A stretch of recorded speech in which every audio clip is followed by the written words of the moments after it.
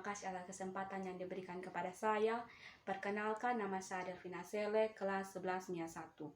Di sini saya akan menjelaskan sedikit materi tentang permintaan uang dan penawaran uang.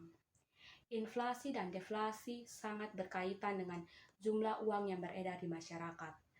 Mengetahui jumlah uang yang beredar di masyarakat bagi suatu negara adalah hal yang sangat penting, karena kegagalan dalam menentukan jumlah uang yang beredar di masyarakat akan menyebabkan ketidakstabilan keuangan. Oleh karena itu akan sering terjadi ketidakstabilan moneter dalam pengaturan peredaran uang di masyarakat. Peredaran uang di masyarakat tentu juga berhubungan dengan permintaan uang dan penawaran uang. Yang pertama, permintaan uang. Permintaan uang adalah sejumlah uang yang dibutuhkan oleh masyarakat untuk melakukan transaksi dalam perdagangan maupun untuk tujuan lainnya. Permintaan uang datang dari 4 pihak. Yang pertama, pihak perseorangan atau konsumen. Yang kedua, pihak perusahaan atau produsen. Yang ketiga, pihak investor atau penanam modal.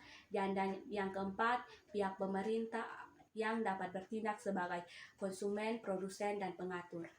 Dalam analisis John Maynard Keynes, masyarakat melakukan permintaan uang untuk memenuhi 3 keinginan, yaitu yang pertama, permintaan uang untuk tujuan transaksi. Artinya, uang dibutuhkan masyarakat untuk melakukan pembelian barang-barang yang diinginkan. Permintaan uang untuk tujuan transaksi merupakan tujuan yang mendasar, karena dengan memiliki uang, masyarakat dapat dengan mudah melakukan pembelian barang-barang yang diinginkan. Permintaan uang untuk tujuan ini bergantung pada tingkat pendapatan masyarakat. Artinya, semakin tinggi tingkat pendapatan, maka semakin besar jumlah uang yang dibutuhkan untuk melakukan transaksi. Yang kedua, permintaan uang untuk tujuan berjaga-jaga. Artinya, uang digunakan sebagai alat untuk menghadapi kesulitan yang akan terjadi di masa yang akan datang yang bersifat tidak terduga. Permintaan uang untuk tujuan ini juga bergantung pada tingkat pendapatan masyarakat atau pendapatan nasional. Yang ketiga, permintaan uang untuk tujuan spekulasi. Artinya, uang digunakan untuk melakukan kegiatan spekulasi atau kegiatan untung-untungan.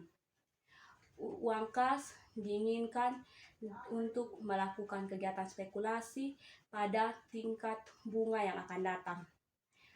Semakin tinggi tingkat bunga, maka uang yang dibutuhkan untuk melakukan kegiatan ini relatif kecil. Begitu juga sebaliknya. Faktor-faktor yang mempengaruhi permintaan uang. Yang pertama, adanya keinginan untuk memegang uang atau motif memegang uang, baik motif transaksi, berjaga-jaga, ataupun spekulasi. Yang kedua, tinggi rendahnya tingkat bunga. Yang ketiga, adanya investasi atau pengembangan usaha sehingga membutuhkan dana. Yang keempat, tingkat harga yang berlaku di pasar. Dan yang kelima, ekspektasi atau perkiraan masa yang akan datang. Yang kedua, penawaran uang. Penawaran uang adalah sejumlah uang yang disediakan oleh pemerintah atau bank untuk dapat dimiliki masyarakat. Penawaran uang dapat mempengaruhi tingkat harga, tingkat bunga, dan tingkat kegiatan ekonomi suatu negara. Oleh karena itu, kenaikan penawaran uang dalam perekonomian perlu dikendalikan. Faktor-faktor yang mempengaruhi penawaran uang. Yang pertama, tingkat pendapatan real, yaitu pendapatan yang benar-benar diterima oleh masyarakat dan yang telah memperhitungkan unsur inflasi. Yang kedua, kebutuhan pemerintah, yaitu untuk memenuhi anggaran, untuk menekan tingkat inflasi atau kenaikan harga, dan untuk menambah jumlah uang yang beredar. Yang ketiga, tingkat suku bunga. Yang keempat, tingkat harga yang berlaku di pasar. Yang kelima, selera masyarakat. Dan yang keenam, sistem pembayaran dan kebijakan moneter atau penciptaan uang yang baru untuk menambah jumlah uang yang beredar di masyarakat. Sekian materi yang dapat saya sampaikan. Apabila ada kesalahan kata, mohon dimaafkan. Sekian dan terima kasih.